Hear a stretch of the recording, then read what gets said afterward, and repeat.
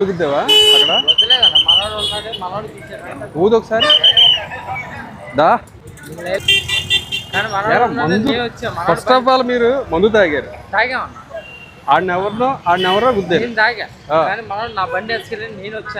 బండి నడిపింది ఎవరు ఇప్పుడు పట్టుకున్నప్పుడు నేను పట్టుకున్నప్పుడు నువ్వే నడిపి నేను నడిపానా నేనే నడిపాను ఓకే కానీ బండి వాళ్ళు గొడవ అవుతున్నట్టు నేను నాకు భయం వేస్తున్నారు నువ్వు మాట్లాడుతుంటే నేను ఎక్కడ బండి నడిపాను తాగాను నేనే నడిపాను కానీ వాడు కేసు చేశాడని నేను వచ్చా మందు తాగి బండి నడపచ్చా నేను దాకూడదు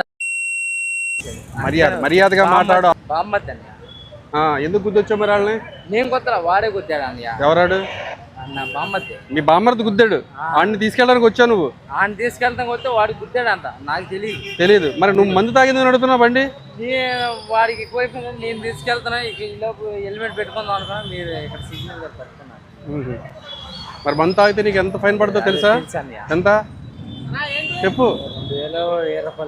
2000 రూపాయలు సర్లే మందు తాగితే కోర్టులో పెడతారు తెలుసాగా ఆ విషయం కూడా మరి ఎందుకు మరి మందు తాగి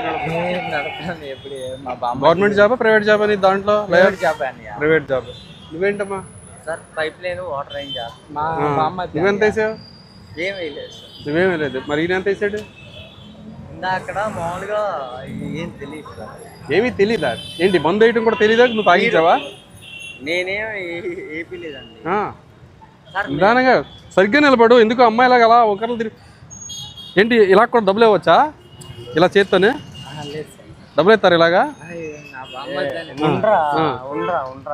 నువ్వు చేసిన క్రైమ్ ఏంటి సార్ ఫైట్ నువ్వు రెండో క్రైమ్ చేస్తున్నావు మళ్ళానే అదే 500 కాయంతో ఎందుకు ఇచ్చావు నువ్వు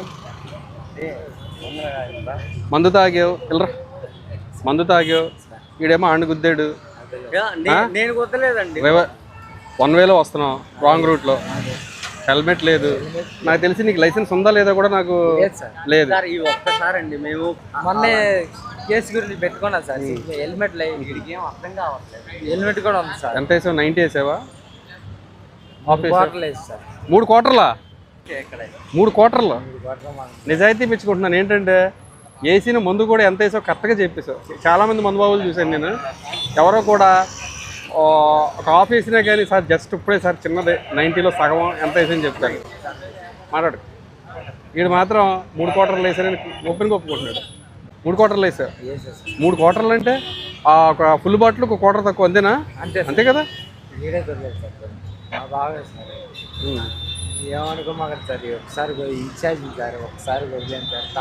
నువ్వు చేసిన తప్పుగా ఏదో వదిలేనా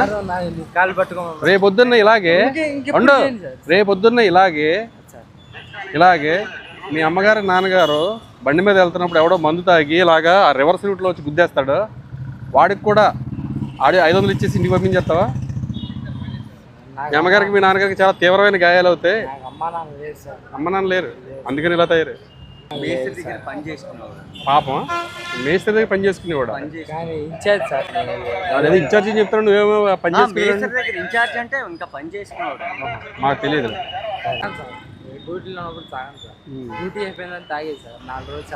సరేనమ్మా ఇప్పుడు ఏంటంటే నీకు డ్రంక్ అండ్ డ్రైవ్ కేసు పెడతాము బండి అయితే మా దగ్గర పెట్టుకుంటాం నీకు మందు దిగిన తర్వాత రేపు పొద్దున్న రా బండి తీసుకుని వెళ్ళి కానీ నీకు చెప్పే తింటావా ఓకేనా రేపు పొద్దున్న మందు దిగిన తర్వాత తీసిరా ఓకేనా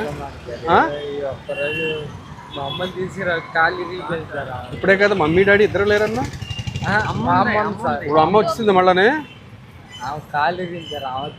అరే ఇప్పుడే కదా నీ నోడితేనే కదరా అమ్మ నాన్న లేరన్నావు మళ్ళీ బాగా చనిపోయారన్నా గంగూరులో పనిచేసి ఎవరు మా మామ సార్ ఇప్పుడు అమ్మను మామ అయిపోయింది మళ్ళానే ఏంటి మార్చేస్తున్నావు ఏంటారు నువ్వు చనిపోయారు సార్ మా అమ్మ సార్ ఇప్పుడు అమ్మన్నా మరి వద్దు నీలాంటి వాళ్ళని అసలు ఎంకరేజ్ చేయకూడదు అసలు ఎంకరేజ్ ఒక హెల్మెట్ లేకపోయినా కానీ మేము ఒక్కొక్కసారి మేము చూసి చూడనట్టుగా అయితే ప్రెగ్నెంట్ లేడీస్కి కానీ వాళ్ళ హెల్మెట్ లేకుండా వచ్చినా కానీ లేదా ఫ్యామిలీతో వచ్చినా కానీ కొంతమంది వదిలేస్తారు ఒక్కోసారి ట్రిపుల్ రైడింగ్ కూడా వస్తారు కొంతమంది బ్లడ్కి ఇచ్చి పామాట పడిపోతాడని చెప్పి మధ్యలో కూర్చోబెట్టుకుని అటు ఇటు కూర్చోబెట్టి తీసుకొస్తారు అవి కూడా మేము ట్రిపుల్ రైడింగ్ కింద లెక్కయ్యాము that is Vijayawada traffic police మందు తాగితే మాత్రం పాత తీయించేస్తాం ఏం చేస్తాం పాత తీయించేస్తాం మందు తాగి బండి నడిపితే ప్రజెంట్ అయితే ఇక్కడ ఉండు ఇక్కడ డ్రంక్ అండ్ డ్రైవ్ పెట్టి పంపిస్తాం ఇట్లా ఓకే కొంచెం అన్న మేము తట్టుకోలేదు. దేనికి తట్టుకోలేవు?